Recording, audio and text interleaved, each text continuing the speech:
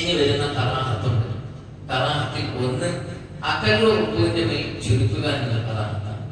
എന്ന് പറഞ്ഞാൽ കൈ വെളുത്തിച്ചാൽ റുക്കു കിട്ടി, ഫർദ് മാത്രം എടുത്തു പോയ അത് കറാഹത്താണ്, അത് ചെയ്യാൻ പാടില്ല. കറാഹത്ത് ഒന്നും നിസ്കാരത്തിൽ വരാതെ സൂക്ഷിക്കണം. അതിനാൽ കറാഹത്ത് പ്രത്യേകം എടുത്ത് പറയുന്നത്. രണ്ടാമത് റുക്കുവിൽ ഇരിക്കുമ്പോ ഒന്നും ചൊല്ലാതിരിക്കാനും, ഒന്നും ചൊല്ലുന്നില്ല, ദിക്ർ ചൊല്ലാതിരിക്കാൻ, അത് കറാഹത്താണ്.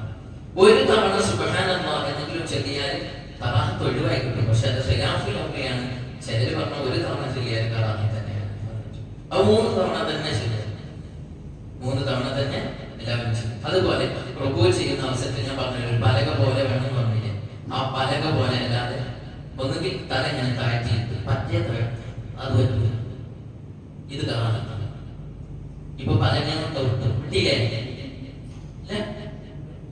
അതന്നെ ഇപ്പൊ വിട്ടില്ല,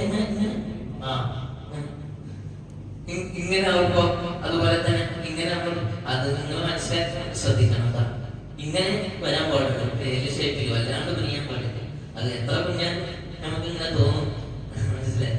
അപ്പൊ പച്ചങ്ങനെ തല തത്താൻ പാടില്ല. അത് കണ്ണാടിയിൽ നോക്കി തന്നെ ചെയ്യണം. അവനെ എങ്ങനെയാണെന്നുള്ളത് ഞാൻ എങ്ങനെ ചെയ്യുന്നത് എനിക്കറിയില്ലല്ലോ, അത് കണ്ണാടിയിൽ നോക്കി ശരിയാക്കും. അതുപോലെ തന്നെ തല എങ്ങനെ പിടിക്കും. അതുപോലെ തന്നെ മുട്ട് ചേർത്ത് പിടിക്കാൻ പാടില്ല. അതും നേരത്തെ പറയേണ്ടത്, മുട്ടിനെ ചേർത്ത് പിടിക്കാൻ പാടില്ല. ചിലരുണ്ടാവും വളച്ചു പിടിച്ച് ചേർത്ത് പിടിച്ച്, ഇതൊന്നും പാടില്ല. ഇതൊക്കെ കറാഹത്തിലേക്ക് നയിക്കും. അപ്പൊ അതെല്ലാം ശ്രദ്ധിക്കണം, വളരെയധികം ശ്രദ്ധിക്കണം. റുക്കൂ ചെയ്യുന്ന അവസരത്തിൽ ഒരുപാട് സുന്നത്തുകൾ നമുക്ക് നഷ്ടമായി പോകും. അല്ലാഹു തആല അതൊക്കെ തിരുത്തി നല്ല രൂപത്തിൽ പരിഹരിച്ച് നിർവഹിക്കണം. അതിന് കാലം എത്ര അകത്തി വെക്കണം. അതാ പറഞ്ഞ ഞാൻ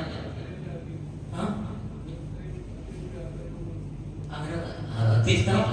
നേരത്തെ പറഞ്ഞില്ല, അത് നമ്മൾ നിൽക്കുന്ന അവസരത്തിൽ ഒരു ചാണ് വെക്കാനുള്ള സുന്നത്ത് പറഞ്ഞില്ലേ, പറഞ്ഞിട്ട് അന്നത്തെ ക്ലാസ്സിൽ ചില വീട്ടിൽ പോയിട്ടുണ്ടാവും. അപ്പൊ എല്ലാവരും എല്ലാ ദിവസവും ക്ലാസ്സിൽ പങ്കെടുക്കാൻ എല്ലാം നമ്മൾ തിരുത്തുക. എല്ലാ തെറ്റുകളും തിരുത്തി നല്ല രൂപത്തിൽ നിർവഹിക്കാൻ റഹ്മാനായ റബ്ബേ